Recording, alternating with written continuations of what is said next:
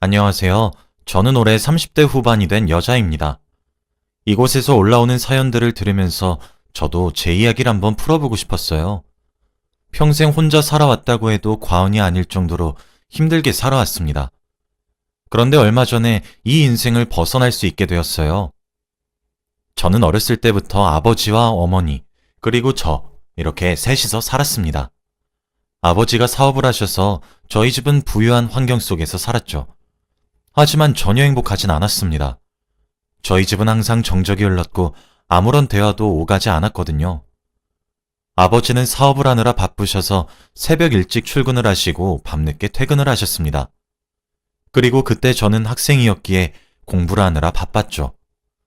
그런데 어머니는 집에만 계시지 않았고 매일같이 밖으로 나다니셨습니다. 늘 술을 먹고 만취한 채로 집에 돌아오셨고 항상 저와 아버지에게 막말을 하셨죠. 그런데 어머니가 이런 술버릇만 있으면 아무 말 안 했을 겁니다. 어머니는 대놓고 다른 남자를 만나고 다녔어요. 아버지가 왜 이혼을 안 하는 건가 궁금할 정도로 아버지가 출근을 하시면 저희 집에 항상 한 남자를 데리고 왔어요. 그러곤 둘이서 신혼부부처럼 하하호호 거렸습니다. 그 당시에 저는 사춘기 소녀였고 어머니의 그런 모습을 보고 정말 충격을 받았어요.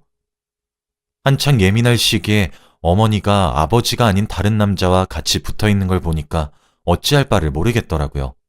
저와 아버지는 정말 사이좋은 부녀 관계였습니다. 자주 만나진 못하지만 아버지가 하루 쉬는 날이면 같이 백화점에 가서 옷을 골라주기도 하고 대화도 많이 나누면서 밥도 먹었죠. 그리고 집에 돌아오면 같이 TV를 보면서 시시콜콜한 이야기를 나누었습니다. 전화도 물론 틈틈이 자주 했고요. 아버지와 워낙 친하다 보니까 제가 어머니의 불륜 사실을 전한다면 상처받을 아버지가 너무 걱정되었어요. 너무 속상해하실 것 같아서 차마 말을 못 꺼내겠더군요. 거의 매일같이 그 남자를 데리고 저희 집에 와서 둘이서 꽁냥거렸고 저는 그럴 때마다 방문을 닫고 나오지 않던지 아니면 집을 나가서 그 아저씨가 나갈 때까지 기다렸습니다. 그런데 어머니는 점점 당당해졌어요. 아버지의 퇴근 시간이 되면 항상 그 아저씨를 집으로 보내고 아무 일 없다는 듯이 행동했습니다. 그래서 저도 밖에 나갔다가 아버지의 퇴근 시간 때 집으로 돌아오면 아저씨가 안 계셨어요. 그런데 어느 날은 그 시간에 집에 들어가니 당당하게 안방 침대에 둘이 누워있는 게 아니겠습니까? 저는 너무 놀라서 당장 나가야 한다고 소란을 피웠지만 오히려 어머니와 그 아저씨는 아무런 반응을 보이지 않았어요. 둘이서 아주 천천히 나갈 채비를 하고 있었고 저는 아버지가 들어오실까봐 긴장을 하고 있었는데 그때 현관문 비밀번호를 누르는 소리가 들렸습니다. 저는 기겁을 하고 몸이 돌처럼 굳어져 버렸죠. 아버지는 문을 열고 들어왔고 안방 안에 있는 저희 셋을 보고야 말았습니다. 저는 아버지가 혹시라도 제가 아버지를 속여왔다고 오해하실까봐 너무 걱정이 되었어요. 제가 어머니 편에서 매일 스파이 짓을 했다고 생각할 것 같았죠. 그런데 아버지는 놀라지 않으셨습니다. 안방에서 옷을 주섬주섬 입고 있는 어머니와 그 아저씨를 보고 동공이 흔들리긴 했지만 왠지 모르게 이미 다 알고 있는 것 같았죠. 어머니와 그 아저씨도 아버지가 그들의 관계를 이미 다 눈치챈 것을 알았는지 당황하지 않았죠. 놀라지 않은 채로 조용히 옷을 입고 현관문을 유유히 나가는 아저씨를 보고 너무 놀랐습니다. 아버지와 어머니 그리고 그 아저씨의 행동이 이상했어요.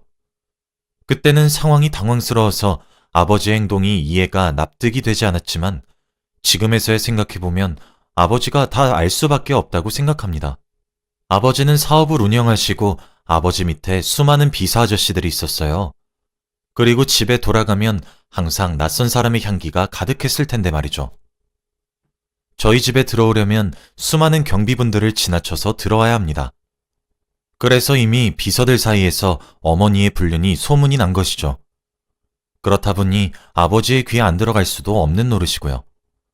아버지가 이미 다 알고 감수하고 있었다는 사실을 알고 나니까 더 마음이 아려왔습니다. 도대체 어머니가 뭐라고 이렇게까지 하는 걸까요? 그리고 딸인 저한테 엄마 노릇을 전혀 하지 않았는데 말입니다. 태어나서 저한테 따뜻한 밥 한 끼 먹인 적 없고 제가 밖에서 뭐라고 다니는지 한 번도 물어본 적이 없어요. 그런데 그렇다고 자기 남편한테 잘하는 와이프도 아니잖아요. 매일 다른 남자와 함께 우리 집에서 히히덕거리는데 어떻게 그게 우리 가족인가요? 그날 그 아저씨가 나가고 저희 집에는 다시 평소와 똑같이 정적이 흘렀습니다. 아버지는 늘 똑같이 혼자 밥을 드시고 계셨고 어머니는 안방에서 그 아저씨와 전화를 하고 있었고 저는 방 안에 있었죠. 이게 저희 집안의 평소 풍경이었죠. 그런데 저는 이렇게 평생 살아갈 줄 알았습니다. 하지만 하늘도 무심하시지 저희 아버지가 암에 걸리고 말았어요. 저는 처음엔 아버지가 점점 말라가시고 출근하는 날이 적어지셔서 이제 드디어 다른 사람한테 회사를 물려주는 건가 싶었습니다. 그런데 알고 보니 최장암 말기라고 하더라고요. 저는 나름대로 아버지와 친하다고 생각했는데 그건 제 착각이었습니다.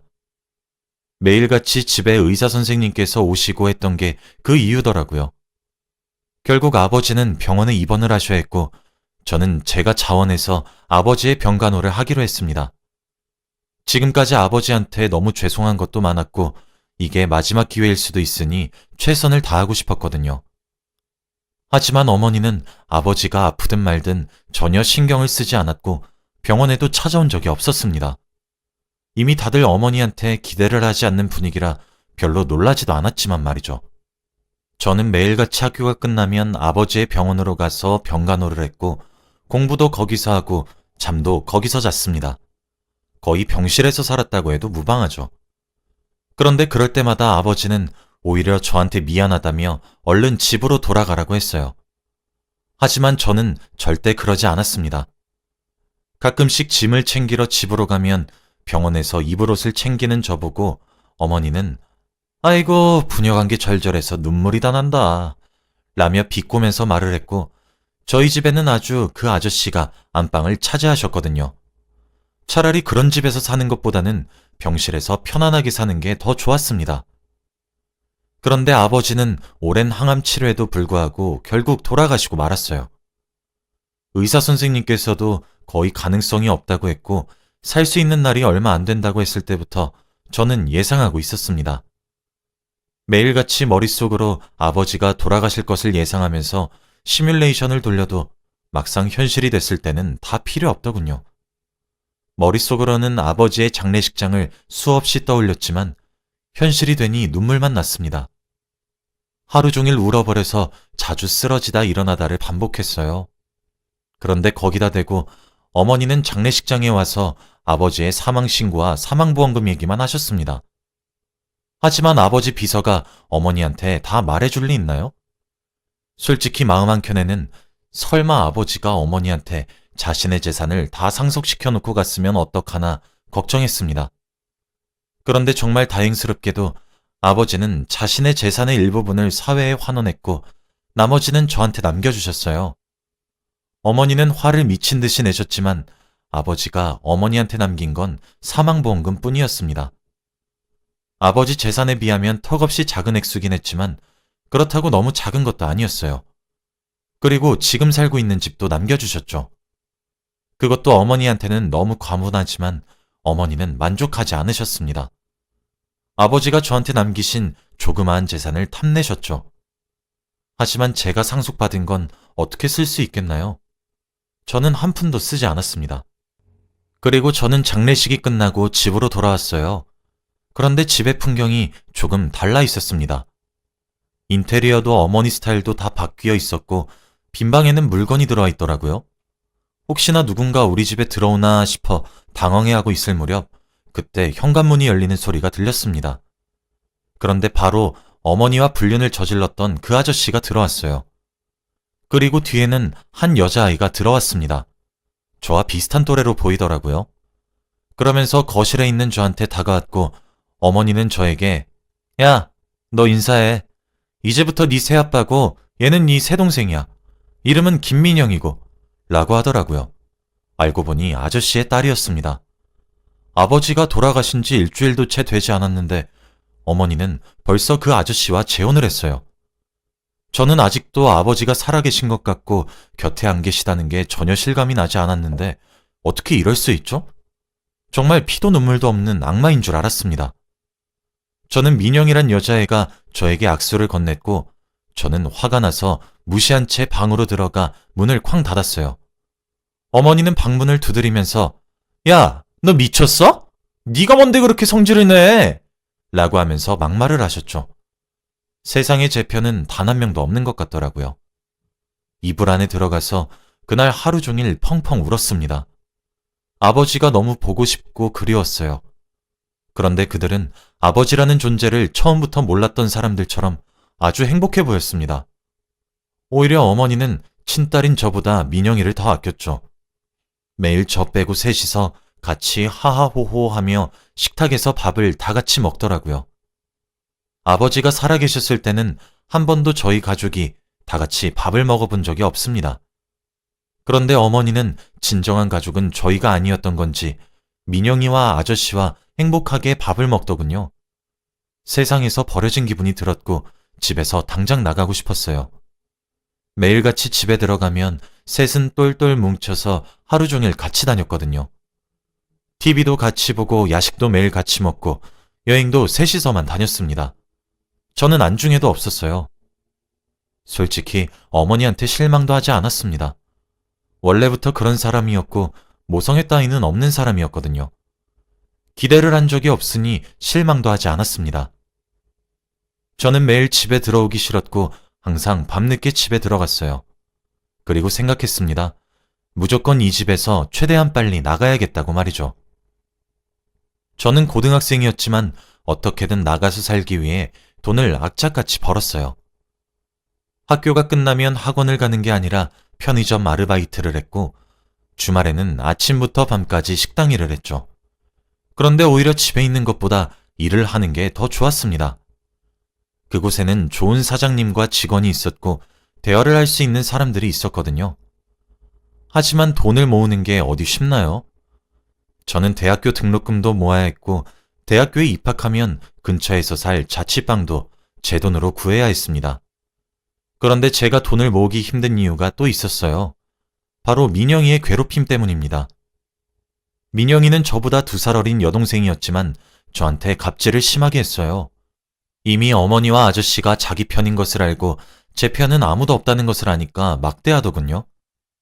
제가 알바를 하고 돈을 모으고 있다는 것을 아니까 저한테 돈을 달라고 하는 것은 자주 있었습니다. 민영이는 충분히 어머니와 아저씨한테 용돈을 많이 받아서 돈이 많아요.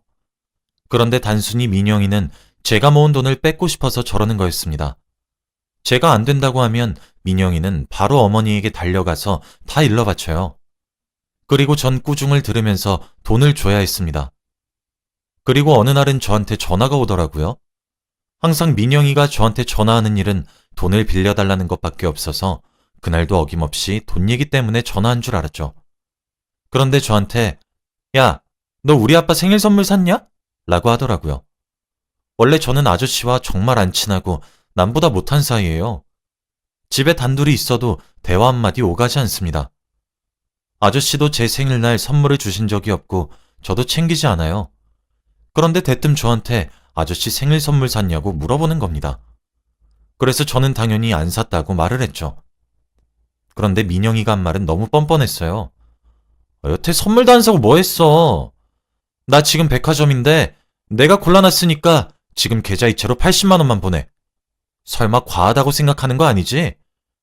우리 집에서 얹혀 살면서 돈 한 푼도 안 내면 이 정도는 해야지. 돈 벌어서 어디다 쓰려고. 집에서 나갈 생각이나 하지 말고 엄마 아빠한테 효도나 해. 민영이는 저에게 이런 말을 내뱉었고 저는 몸속에서 화가 미친 듯이 치밀어 올랐습니다. 제가 저희 집에서 얹혀 산다뇨. 저희 집에 굴러들어온 건 민영이와 아저씨잖아요. 그런데 저한테 효도를 하라느니 얹혀 살면서 돈 한 푼을 내라느니 정말 어이가 없었습니다. 저한테 무슨 돈을 맡겨놓은 사람처럼 행동하잖아요. 지금까지 저는 그 집에서 살면서 단 한 번도 화를 낸 적이 없습니다. 제가 자존심이 또 있어서 화를 내면 민영이가 자신의 말이 저한테 상처가 되었다고 생각할 것 같았거든요. 상처를 받았다는 것을 티를 내고 싶지 않았습니다. 민영이가 하는 말이 저한테 아무런 소용이 없다는 듯이 행동하고 싶었죠.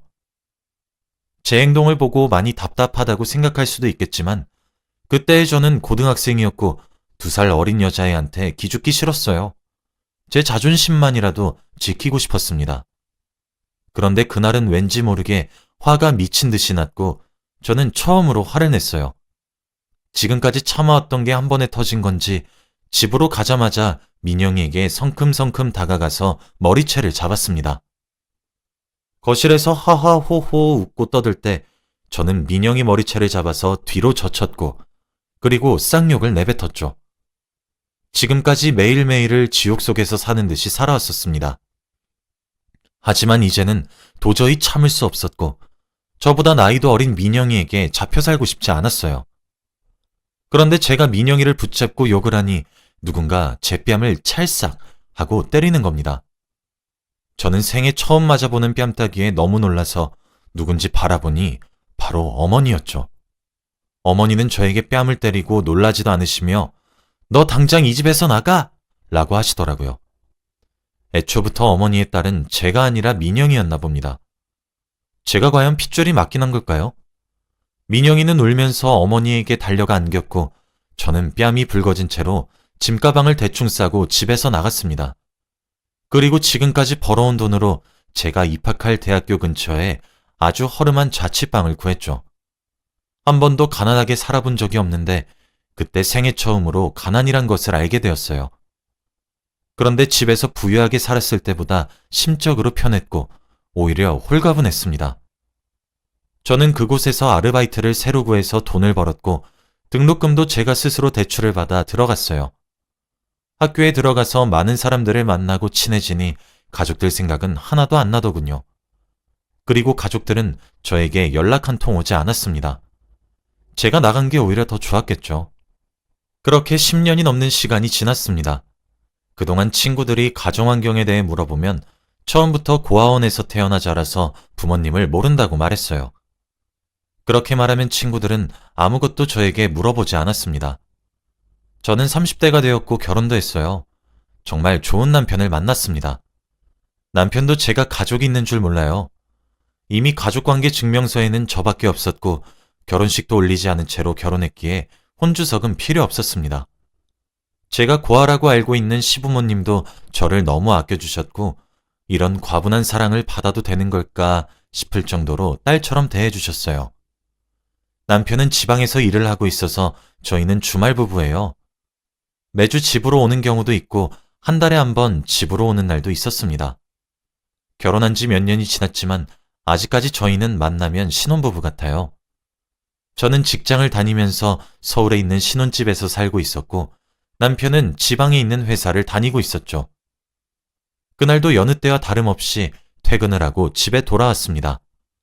저는 항상 집에 혼자 남아 남편과 영상통화라든지 아니면 피곤해서 바로 잠이 들어요.